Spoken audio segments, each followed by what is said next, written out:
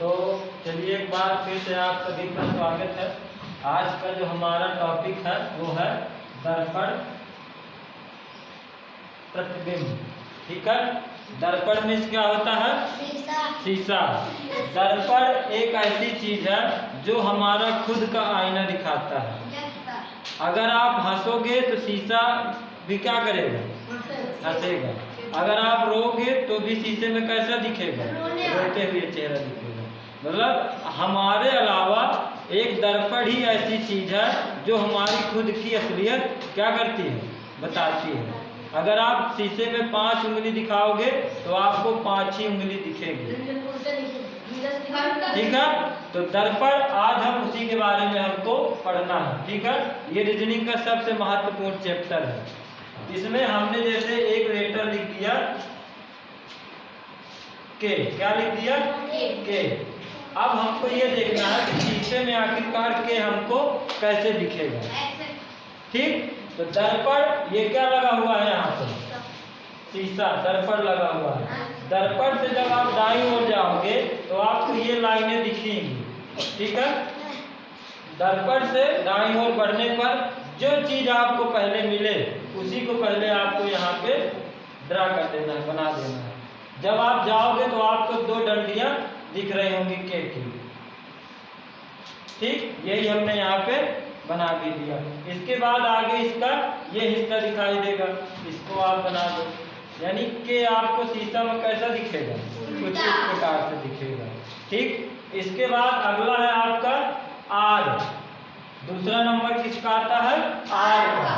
ठीक, आर को आप शीशे में जब आप देखेंगे तो पहले आपका ये हिस्सा है। ठीक, इसी तरह से आप पहले इसका एक हिस्सा बना लीजिए। इसके अलावा दूसरा चीज आपका ये जुड़ा हुआ है, इसे आप जोड़ दीजिए। फिर लाइन खींची हुई है, फिर आप ऐसे कर दीजिए। यानी आर आपका कुछ इस प्रकार से दिखाई देगा। ठीक, इसके बाद है आपका एम। क्या है? एम। एम में क्या परिवर्तन होगा? ऐसा हिस्सा है, ऐसा सेम टू सेम जो है उसी तरह वो बना रहता है। यानी कि एम में कोई परिवर्तन नहीं होगा। और आगे थोड़ा डिफिकल्ट शब्द देखते हैं, जैसे आपका हो गया आर ई। क्या हो गया? R E. इसको हमको दर्पण प्रतिबिंब में क्या करना है? बदल कर दिखाना है। जब आप दर्पण से दाईं ओर जाओगे तो आपको ये 3 डंडियां दिखाई देंगी। इसमें सेम टू सेम आपको यहाँ पे भी ऐसे 3 खींच देना है। ठीक, इसके अलावा इसमें ये लाइन जुड़ी हुई है, इसको आप जोड़ दीजिए।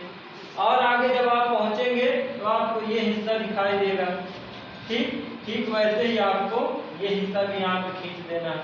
इसके बाद आगे जाएंगे, ये लाइन दिखेगी, ये भी आपको यहीं पे बना देंगे। और एक अक्षर आगे बढ़ते हैं, जैसे आपका हो गया BAT। क्या हो गया? BAT। इसको भी आप दर्पण प्रतिबिंब में खींचिए। पहले हमारा है टी।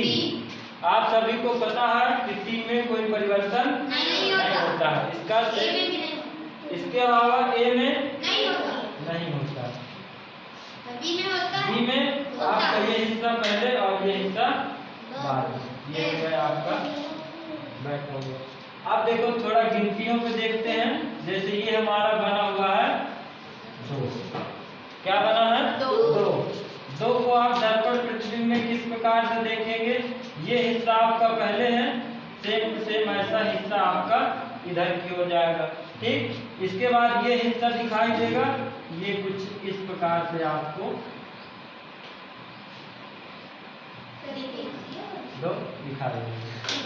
ठीक, इसके अलावा आपको 4 देखना है, किस प्रकार से आपको दर्पण प्रतिबिंब में दिखाई देगा। आप जब जाएंगे दाईं ओर तो आपको ये हिस्सा पहले मिलेगा। ठीक, ऐसे ही पहले हिस्सा आप खींच लीजिए, फिर आपको ये लाइन मिलेगी, ये लाइन खींच लीजिए, ये 4 आपको दिखाई देगा। और आगे चलिए 6 किस प्रकार से दिखाई देगा। इसका दर्पण प्रतिबिंब बनाना है। पहले आपका ये हिस्सा है, सेम टू सेम आपको पहले ये हिस्सा खिंचा लेना है। ठीक, इसके अलावा फिर ये बना हुआ है,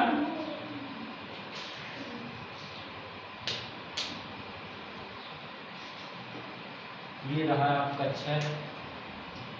ठीक, अगला है आपका 0। क्या 0 में कोई परिवर्तन होगा? 0 में कोई परिवर्तन नहीं होगा, 0 सेम टू सेम ऐसे ही बना हुआ।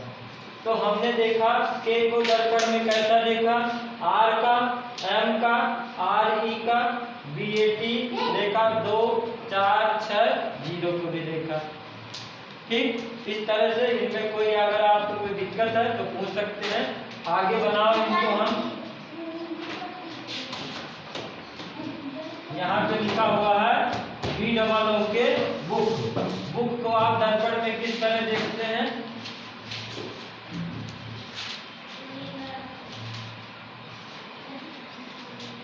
KOOT food. इसके बाद अगला वर्ड है आपका मैंगो। अगला कोड वर्ड है आपका स्टार। अगला कोड वर्ड है आपका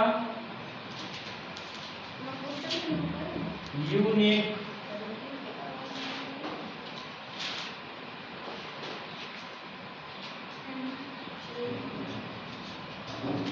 अगला कोड वर्ड है आपका 12। आपको किस तरह से दर्पण में दिखाई देगा? यस, गिनती भी लिखना है। 99 आपको किस तरह दिखाई देगा? 23 आपको किस तरह दिखाई देगा? इसके अलावा 26 किस तरह दिखाई देगा? इनको जो है दर्पण प्रतिबिंब में बदल करके दिखाना है। ठीक, कन्वर्ट करो ये सभी को। हर